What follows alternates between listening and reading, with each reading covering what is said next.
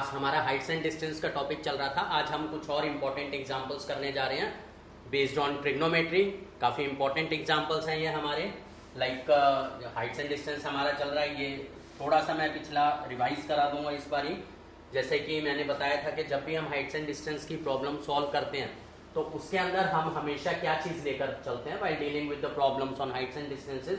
We always take the required side upon known side. मैं बार बार आज की क्लास में भी मैं ये रिपीट कर रहा हूँ, हमेशा जो हम रेशियो लेकर चलते हैं required side upon known side, मतलब जो चीज़ हमें फाइंड आउट करनी है साइड एंड जो साइड हमें गिवन है उसका जो भी ट्रिग्नोमेट्रिक रेशियो बनेगा हम वो लेकर चलेंगे विद दैट नोन एंगल, जो भी एंगल हमें गिवन है। एंड जितने भी राइट ट्रायंगल्स हमारे, जितने भी एंगल्स हमें गिवन होंगे वेदर एलिवेशन और डिप्रेशन, हम उतने ही राइट ट्रायंगल्स को यूज करके चलते हैं। तो ये मैंने लास्ट क्लास में भी बताया था, इस क्लास में भी मैं बता रहा हूँ। एंड ट्रिग्नोमेट्रिक वैल्यूज जो हैं tan, cot, sin, कोसेक हमारी 30 degree, 45 degree and 90, 30 degree, 45 degree and 60 degree, 90 का यूज नहीं रहेगा। ये वैल्यूज हमें लर्न होनी चाहिए तो हम इजीली अपनी जो प्रॉब्लम्स हैं उनको सॉल्व कर सकते हैं। नेक्स्ट जो है हमारा, जैसे ये एग्जांपल मैंने लिया, like in this question an aeroplane when flying at a height of 3125 metre from the ground passes vertically below another plane. मतलब एक एरोप्लेन है जो कि 3125 मीटर्स की हाइट पर उड़ रहा है and it passes below another plane, मतलब एक और प्लेन है उसके नीचे से ये पास करता है। तो हम ये लेकर चलते हैं, ये हमारा जो एरोप्लेन है it is flying at a height of 3125 metres passes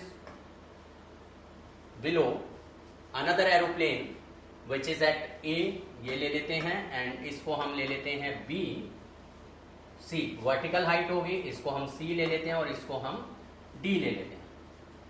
At an instant when the angles of elevation of the two planes from the same point on the ground are 30 degree and 60 degree, यानी जो दोनों planes हैं same point on the ground is suppose D, यहां से दोनों planes के जो angle of elevation है वो कितने गिवन है 30 degree and 60 degrees. This is 30 degree and this whole is 60 degree. ये angle of elevation हमें गिवन है। Find the distance between the two planes, distance between two planes हमें फाइंड आउट करना है। See distance between two planes is A B, तो हम A B को let कर लेते हैं H, let A B is equal to H metres, ये हम एच ले लेते हैं। अब हम अपने डायग्राम में देखें, this is 3125 metres, this is H, तो ये पूरा हमारा कितना हो जाएगा 3125 प्लस एच मीटर्स, ये हमें पता चल गया। एंड जो बेस है वो हमें नहीं पता, बेस को हम लेट कर लेते हैं X, let this be X and D C equals to X metres. अब जितने हमारे एंगल्स गिवन होते हैं उतने राइट ट्रायंगल्स हमारे यूज होते हैं, बताया मैंने। तो यहां पर हमारे दो राइट ट्रायंगल्स फॉर्म हो रहे हैं, A C D and B C D. तो पहले हम बी सी डी ले लें बिकॉज बी सी डी में हमें 3125 गिवन है। तो in triangle B C D, in triangle B C D हमारी रिक्वायर्ड क्या है इसके अंदर डीसी, डीसी हमें नहीं पता, तो हम DC is required upon known हमें क्या है बीसी, किसके इक्वल है बेस अपॉन परपेंडिकुलर, किसके इक्वल होता है कॉट के इक्वल होता है। ट्रिग्नोमेट्रिक रेशियो बन गई cot with the known angle, angle कितना है this is 30 degree. Values place करें, DC is x, BC is 3125 equals to cot 30 degree हमारा कितना होता है √3, कॉट 30 डिग्री का वैल्यू डाल देते हैं √3, तो हमें एक्स पता चल गया 3125 इंटू √3 मीटर्स। अभी हम √3 की वैल्यू नहीं प्लेस करेंगे बिकॉज रूट वगैरह की जो वैल्यू है इट इज बेटर कि हम लास्ट में जो फाइनल आंसर है वहीं पर सब्सटीट्यूट करें। अब हम कंसीडर करते हैं अपना triangle A C D. In triangle A C D what we have to find, H हमें फाइंड आउट करना है जो कि हमारा ए सी में इन्वॉल्व हो रहा है, तो हम ए सी अपॉन एंड डी सी हमें पता चल गया एक्स जो कि ये आ गया हमारा, तो हम डी सी ले लेते हैं। परपेंडिकुलर अपॉन बेस का हमारा क्या रिलेशन होता है perpendicular upon base is tan. Tan of known angle is 60 degree in this case. So AC is what? H plus 3125 upon DC is X, tan 60 is under root 3. तो यहां से ये हमारा आ गया H plus 3125 is equal to under root 3 into X. यहां पर हम x का वैल्यू प्लेस कर सकते हैं, यहीं पर कर देते हैं इसको. Therefore H plus 3125 is equal to root 3 into X is what? 3125 root 3, 3125 into root 3. So H हमारा कितना आ गया?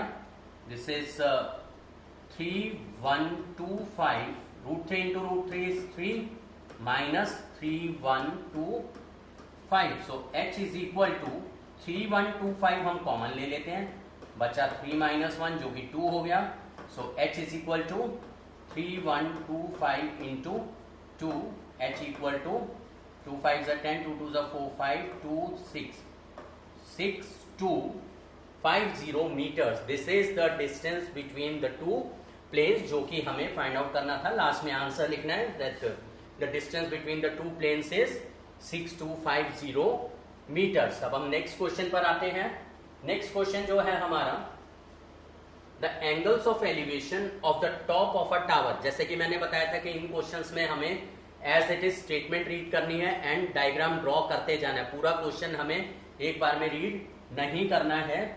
तो करते हैं हम इसे. The angles of elevation of the top of a tower from 2 points P and Q at a distance A and B unit respectively. क्या गिवन है? Angle of elevation of the top of the tower. This is the tower and this is the top of the tower. From 2 points P and Q, ये हम 2 points ले लेते हैं P and Q at a distance of A and B. This distance is A unit and this distance is B unit. From the base and in the same straight line with it.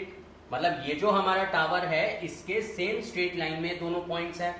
किस तरीके से? जैसे कि अगर हमारा suppose ये tower है तो अगर एक पॉइंट यहां पर है तो दूसरा पॉइंट यहां नहीं है, दूसरा पॉइंट इसी के स्ट्रेट लाइन में. जैसे ये टावर है तो एक ये हमारा पॉइंट आ गया ये, और एक दूसरा पॉइंट उसी के आगे आ गया. They are in the same straight line. ऐसे जाकर ऐसे नहीं है, in the same straight line. तो इस तरीके से ये हमें गिवन है. एंड एंगल्स हमें क्या गिवन है? दे आर कॉम्प्लीमेंट्री. एंगल्स जो है वो हमें कॉम्प्लीमेंट्री गिवन है. तो अगर हम इस एंगल को थीटा अज्यूम कर लेते हैं तो ये एंगल हमारा 90 माइनस थीटा हो जाएगा बिकॉज एंगल्स आर कॉम्प्लीमेंट्री.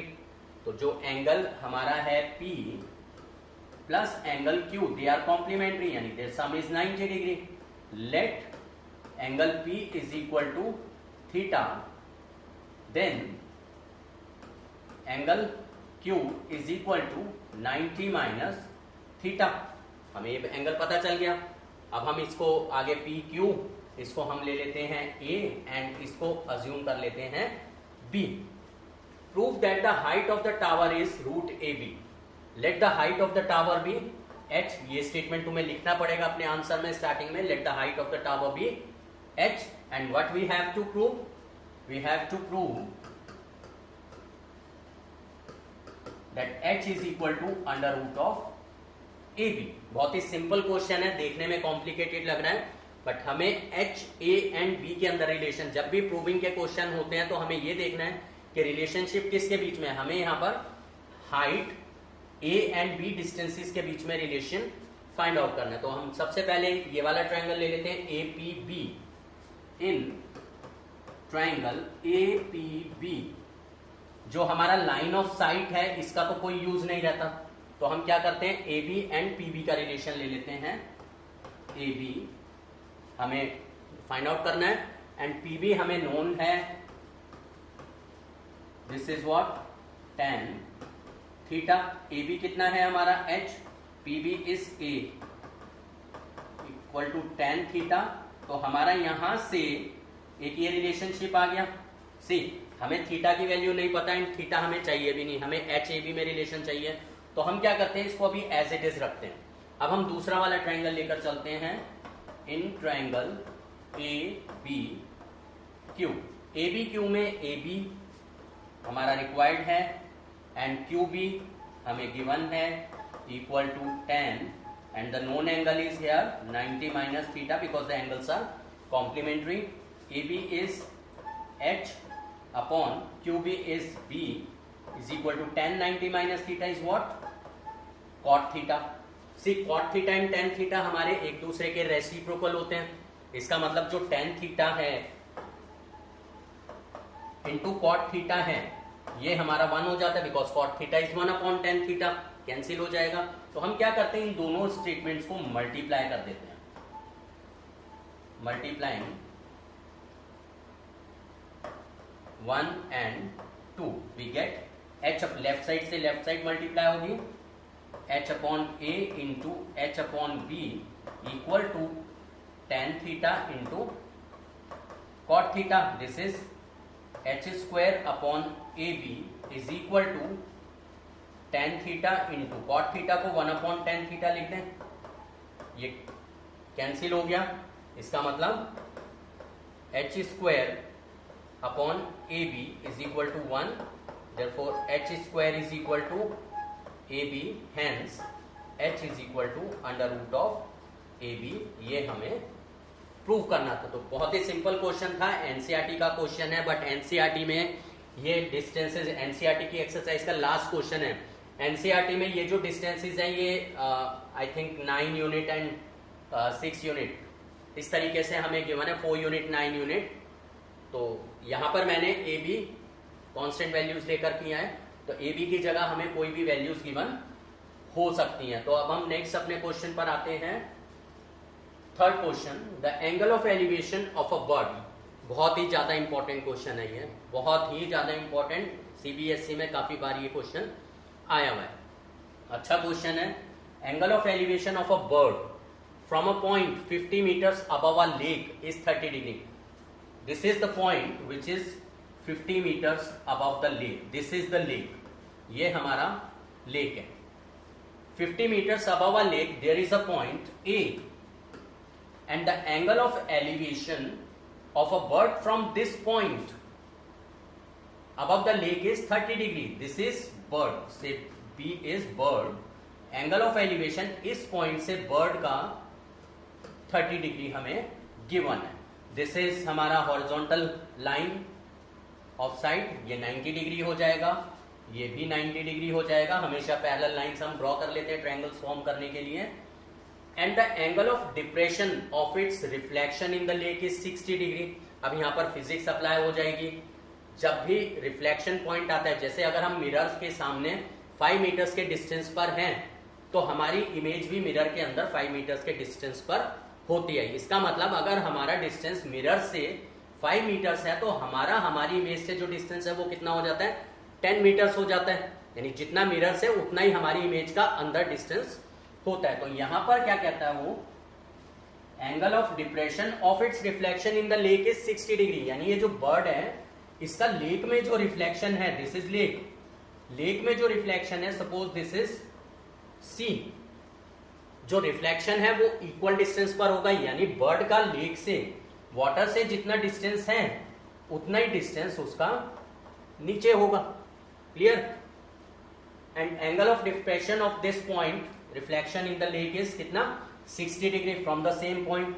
तो ये एंगल हमारा हो गया 60 डिग्री। ये हमारा एलिवेशन था, ये हमारा डिप्रेशन गिवन है। हमें height of the bird find out करनी है above the lake. Height of the bird हमें फाइंड आउट करनी है। हाइट ऑफ द बर्ड कितनी होगी हमारी, यहां तक होगी, डी ले लेते हैं एंड इसको ई ले लेते हैं। हाइट ऑफ द बर्ड हमारी कितनी है, B D. Let the height of the bird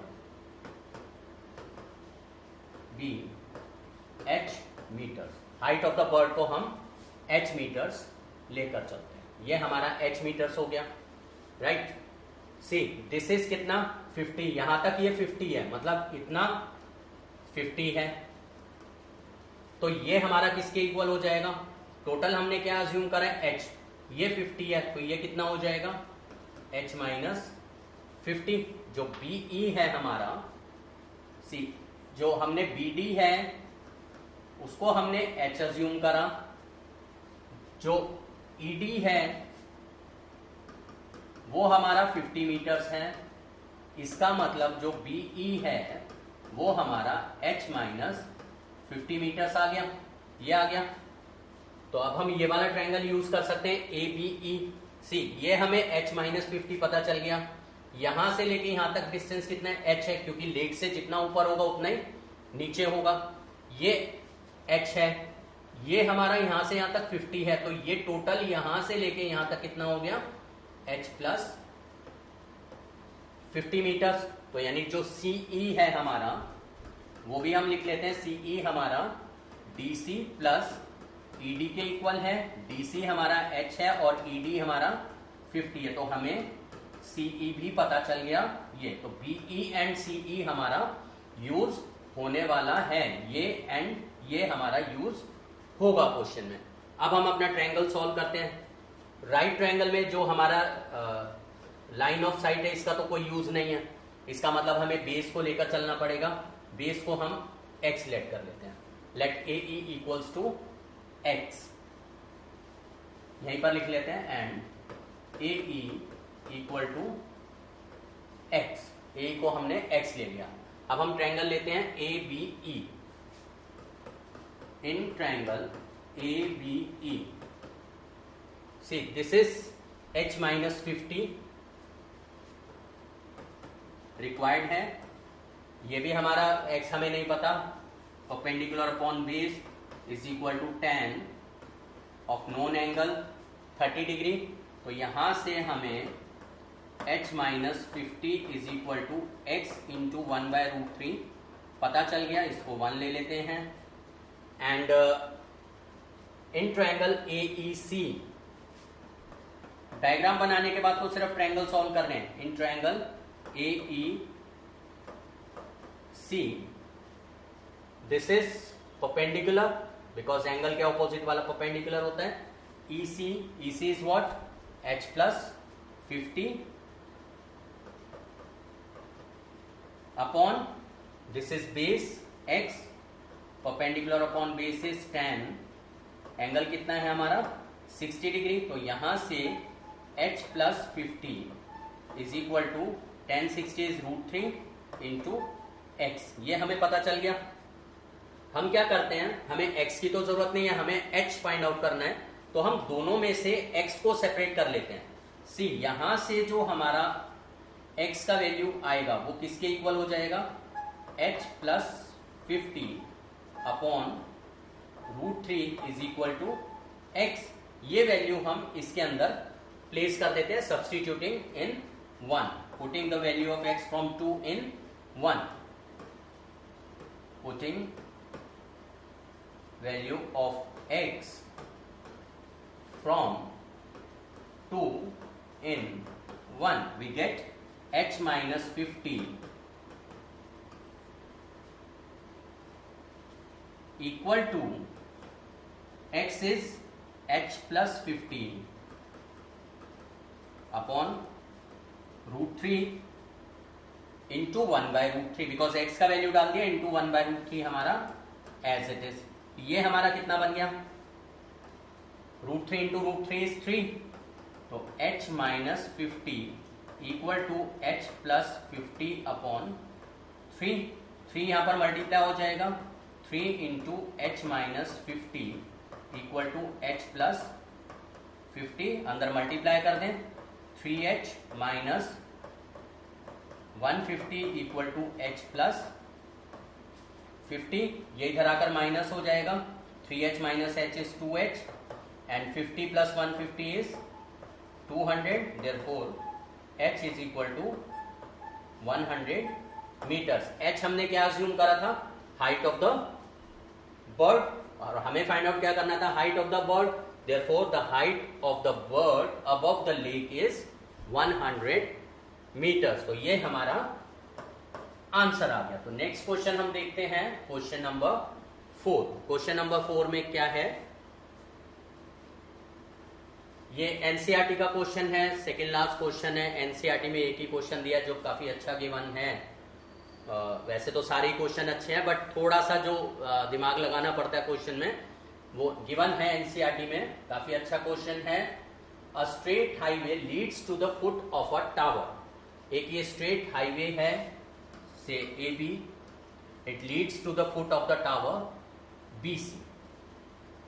A man standing at the top of the tower.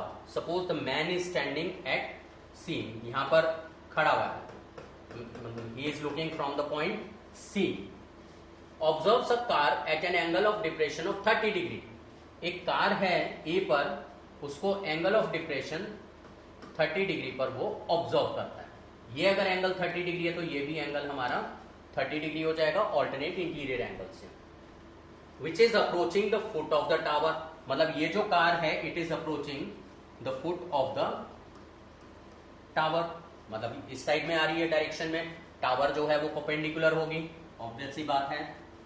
With a uniform speed, यानी जो कार की स्पीड है वो हमें गिवन है यूनिफॉर्म स्पीड, तो हम यूनिफॉर्म स्पीड को लेट कर लेते हैं x। अब देखते हैं कि यूनिट्स हमारी क्या चलेंगे, जैसे 6 सेकेंड्स, सेकेंड्स में तो हम मीटर्स पर सेकेंड में स्पीड अज्यूम कर लेते हैं। Let the uniform speed be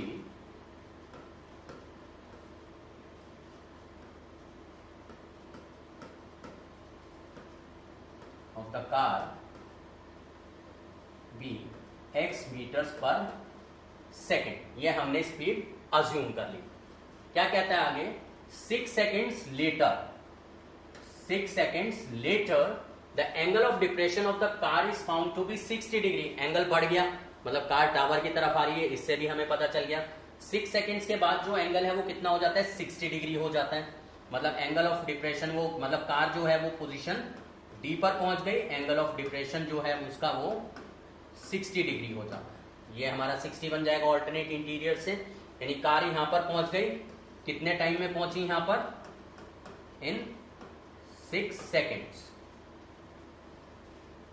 find the time taken by the car to reach the foot of the tower. मतलब कार कितने टाइम में ए से बी पर पहुंच जाएगी, हमें टाइम फाइंड आउट करना है। यहां तक का तो हमें टाइम पता है 6। अगर हमें डी से बी का अगर टाइम पता चल जाए तो हम दोनों को ऐड करेंगे, टोटल टाइम आ जाएगा। तो हम क्या करते हैं, डी से बी तक रीच करने का जो टाइम है हम उसको t सेकेंड्स अज्यूम कर लेते हैं। Let the time taken by the car to reach from D to B be t seconds. हमने यहां तक का टाइम t सेकेंड्स अज्यूम कर लिया। अब ये जो हमारा एप्लीकेशन है ट्रिग्नोमेट्री का, ये किस में अप्लाई होता है, जैसे कि मैंने स्टार्टिंग में टॉपिक का नाम दिया है हाइट्स एंड डिस्टेंसेस। मतलब हाइट्स एंड डिस्टेंसेस, डिस्टेंसेस हमारे होने चाहिए, बट यहाँ पर टाइम गिवन है, तो इसका मतलब हमें डिस्टेंस फाइंड आउट करने पड़ेंगे। अगर हमें इस प्रॉब्लम को ट्रिग्नोमेट्री से सॉल्व करना है तो हमें जरूरत पड़ेगी डिस्टेंस की, किसकी, एडी की, डीबी की, जो कि हमें नहीं पता, हमें सिर्फ टाइम पता है। अगर ए से डी पर पहुंचने का टाइम पता है, अगर हमें डिस्टेंस निकालना है तो हमें स्पीड पता होनी चाहिए। यस ऑफ कोर्स, और स्पीड हमें गिवन है कितनी, हमने अज्यूम कर लिया स्पीड कितनी है, यूनिफॉर्म स्पीड, जिसको हमने x मीटर पर सेकेंड ले लिया। इसका मतलब हम एडी भी फाइंड आउट कर सकते हैं एंड हम ए बी भी फाइंड आउट कर सकते हैं, राइट। तो हम क्या करते हैं, एडी फाइंड आउट कर लेते हैं। एडी हमारा किसके इक्वल है, डिस्टेंस के इक्वल है। एडी किसके इक्वल होगा, स्पीड इनटू टाइम। स्पीड कितनी है x, टाइम कितना है 6, तो कितना आ गया ये हमारा 6x मीटर्स। ये डिस्टेंस हमें पता चल गया 6x मीटर्स। अब हम क्या करते हैं, dB फाइंड आउट कर लेते हैं। dB हमारा किसके इक्वल होगा, again speed is x and time हमने कितना लिया है, t सेकेंड्स लिया है, यानी कि इंटू t। तो यानी dB हमारा कितना पता चल गया, x इंटू t मीटर्स। ये हमें पता चल गया। तो अब हमारे पास DB है, AB भी पता चल जाएगा। AB हमारा किसके इक्वल हो जाएगा? AB is equal to AD plus DB। Therefore AB हमारा हो गया, यहां तक है 6x और यहां तक हमारा आ गया है TX। तो 6x प्लस TX, x आ गया कॉमन, T प्लस 6 मीटर्स, ये हमें पता चल गया। अब हमें डिस्टेंस पता चल गया, अब क्वेश्चन में कुछ भी नहीं बचा, बहुत इजीली सॉल्व हो जाएगा। हम बिल्कुल अपना जो फॉर्मेट है, जो प्रोसीजर है वो फॉलो करके चलते हैं, वर्किंग रूल। सबसे पहले हम क्या करते हैं, हमें जो फाइंड आउट करना है टाइम, ये हमें नहीं पता, इसको हम h अज्यूम कर लेते हैं, हमें लेकर चलना पड़ेगा, अदरवाइज हमें BC लिखना पड़ेगा। तो सबसे पहले हम ट्रायंगल BCD ले लेते हैं।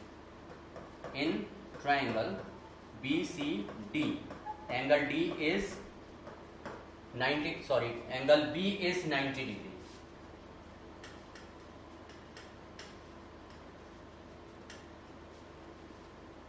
Angle B is equal to 90 degree. Therefore perpendicular upon base, base कितना है? TX equal to perpendicular upon base, tan हो गया, known angle is 60 degree, tan 60 का वैल्यू डाल दे √3। तो इसका मतलब जो h है हमारा वो किसके इक्वल हो गया? h is equal to tan 60 is √3 into ये जो TX है वो हम यहां पर मल्टीप्लाई कर देते हैं। ये हमारी एक स्टेटमेंट आ गई h की। अब हम दूसरे वाला ट्रायंगल लेते हैं, in triangle CBA, in triangle CBA h perpendicular upon base कितना है? AB हमने फाइंड आउट किया था, कितना था? This is AB x into T plus 6 equal to perpendicular upon base is tan 30 degree, angle 30 degree है। तो यहां से h हमारा आ गया x इंटू T प्लस 6, ऊपर मल्टीप्लाई हो जाएगा, tan 30 डिग्री 1/√3, ये आ गया। हमें h की वैल्यू नहीं चाहिए, हमें क्या फाइंड आउट करना है? t। तो हम दोनों को इक्वेट कर देते हैं, फ्रॉम 1 and 2, फ्रॉम 1 and 2,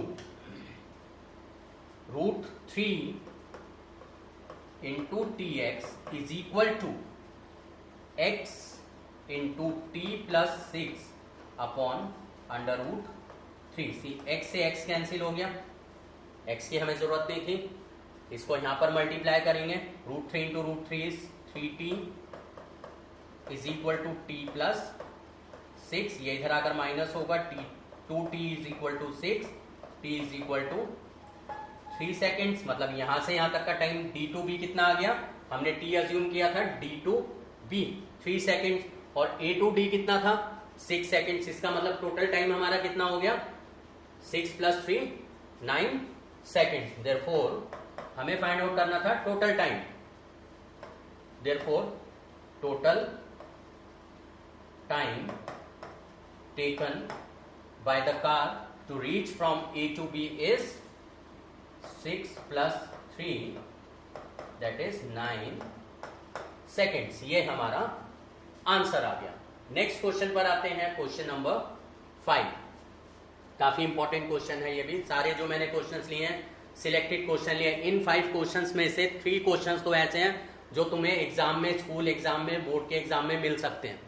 तीनों क्वेश्चन, जैसे लेक वाला था क्वेश्चन, एक अभी हमने टाइम वाला जो करा पीछे, और एक ये एरोप्लेन वाला, जेट प्लेन वाले क्वेश्चन के नाम से ये क्वेश्चन फेमस है। Angle of elevation of a jet plane from a point on the ground is 60 degree. Suppose this is the jet plane. At a point on the ground A, angle of elevation is 60 degree. After a flight of 15 seconds, angle of elevation changes to 30 degree. मतलब कितना? 15 seconds की वो flight ले लेता है and वो यहां पर पहुंच जाता है B पर।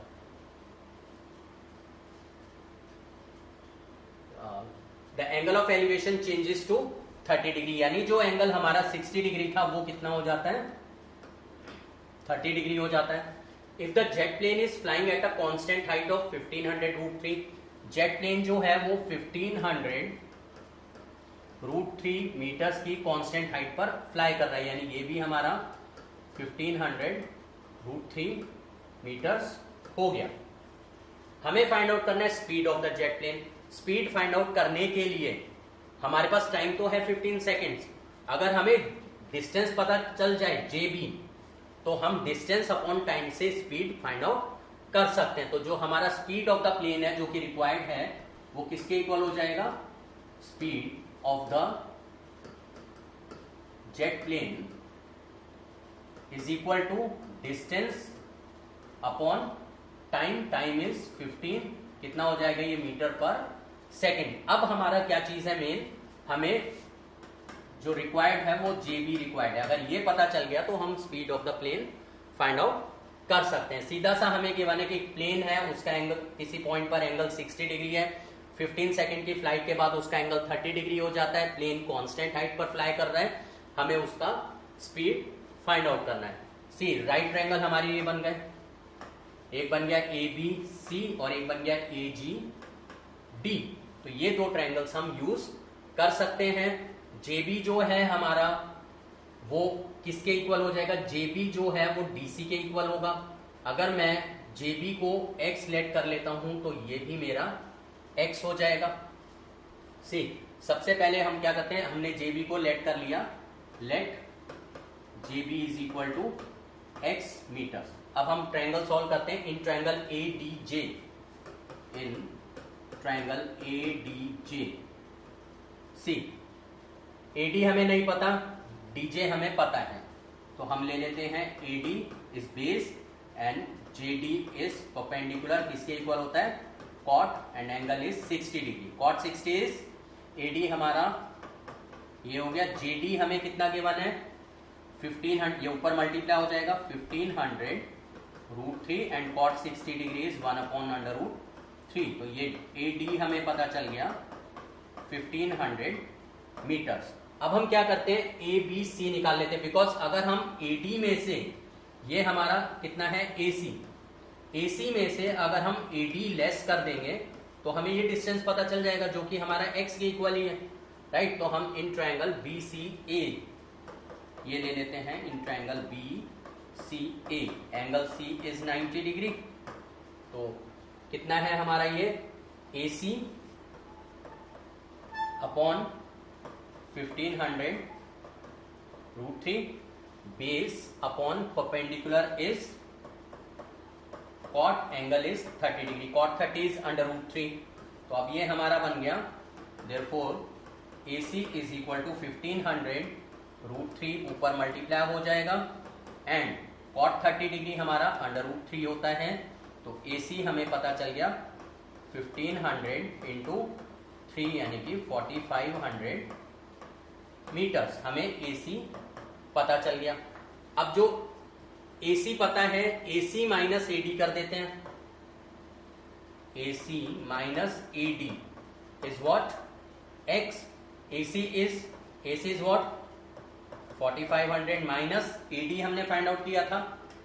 AD हमारा कितना था 1500 meter equal to x, therefore x is equal to 3000 meters. हमें x पता चल गया यानी कि JB पता चल गया, देयरफॉर